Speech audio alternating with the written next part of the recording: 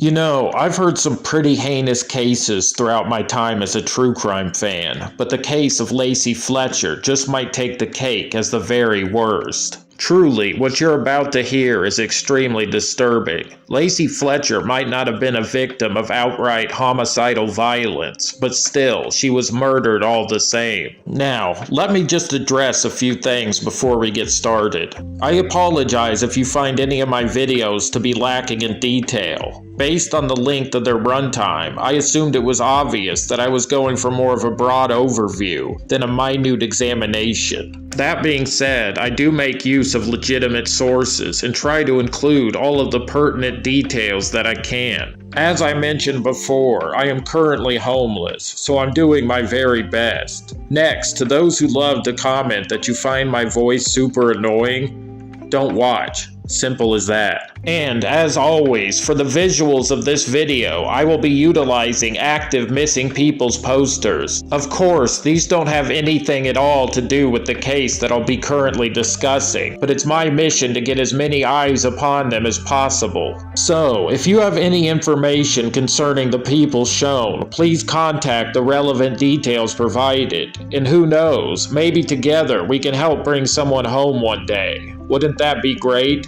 Lastly, the details of this case are extremely disturbing and gruesome, so viewer discretion is advised. 3, 2, 1! I know a place that's peaceful and quiet, a place where animals play. Slaughter is a tiny town in Louisiana with a population of just under 900 residents. On January 3, 2022, a call was placed to emergency services. The woman making the call was one Sheila Fletcher. Sheila informed emergency services that her daughter, Lacey, had just recently passed away at their home. Lacey was only 33 years old. Soon, police and ambulance services arrived at the scene, where they were greeted by the owners of the home, 64-year-old Sheila and 65-year-old Clay Fletcher. However, upon making entry to the home, first responders knew immediately that there was something more than meets the eye going on here. But they had no idea just how deep and dark this particular rabbit hole would actually go. As soon as they were across the threshold, first responders were hit with the strong smell of both urine and feces. Moving further into the home, EMTs eventually discovered the lifeless body of Lacey Fletcher lying on the downstairs sofa. The corpse was in a truly horrendous state. Lacey's body was so sunken into the couch that it was obvious she had been lying there for a very long time. Her entire body was covered in insect bites and multiple sores that had rotted down to the very bone. Large red blotches adorned her face, and horrifically, every inch of her was caked in feces. Even the inside of her ears. Horribly, Lacey's entire body was also covered in maggots. An autopsy report later revealed that the poor woman's cause of death was due to numerous reasons, including chronic malnutrition, acute starvation, and a bone infection that eventually led to sepsis. Judging from the evidence provided, it was theorized that Lacey had likely been left to rot on that sofa for 12 long years. Personally, I can't even imagine that kind of hell. The poor girl only weighed 96 pounds at the time of her death.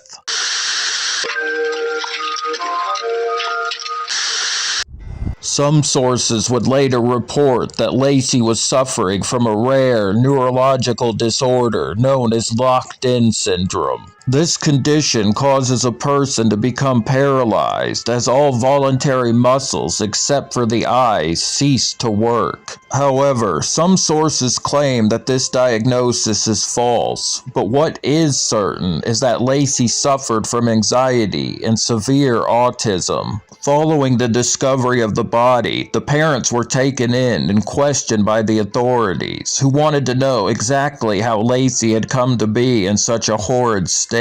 Both the parents assured the suspicious police that their daughter was very well taken care of on their watch. I mean, obviously. The two claimed that Lacey's anxiety was such a problem for her, she simply refused to move from the sofa. They described how Lacey would urinate and defecate on towels that she kept next to the sofa, while simultaneously asserting that their daughter was sound of mind before she passed. By their own twisted logic, they asserted that since Lacey never complained to them about her condition, that she was really fine with it and could leave whenever she pleased. However, the district attorney didn't quite see it in the same way. He, for one, is certain that Lacey must have been in an incredible amount of pain. In fact, the DA would go on to state that he firmly believed Lacey's parents intended to murder her through neglect. The local sheriff, Jeffrey Travis, also made a statement saying,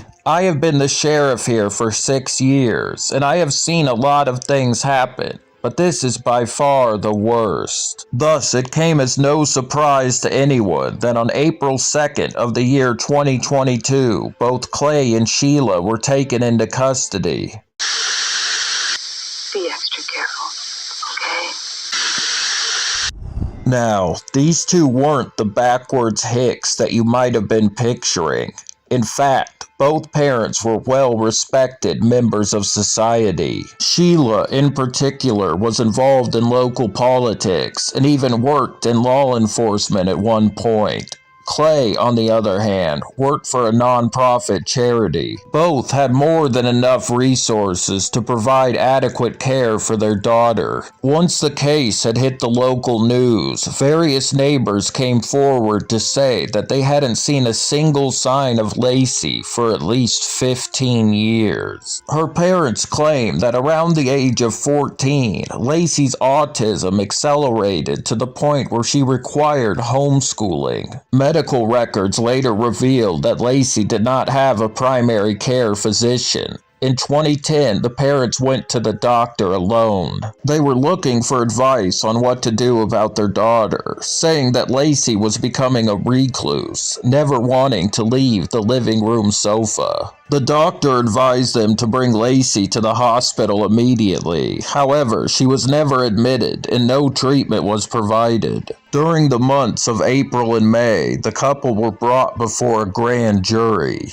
That jury found sufficient cause to charge both parents with the murder of their daughter. The jury was shown actual photos of Lacey laying covered in her own excrement. These photos were so disturbing that medical personnel had to be on standby as they were shown.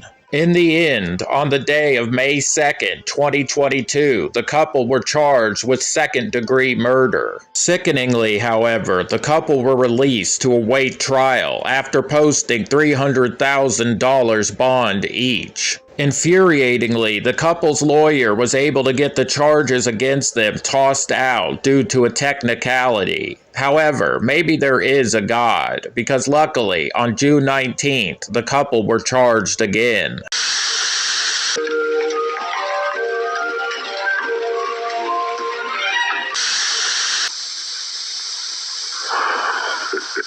If you knew it was me, would you have listened?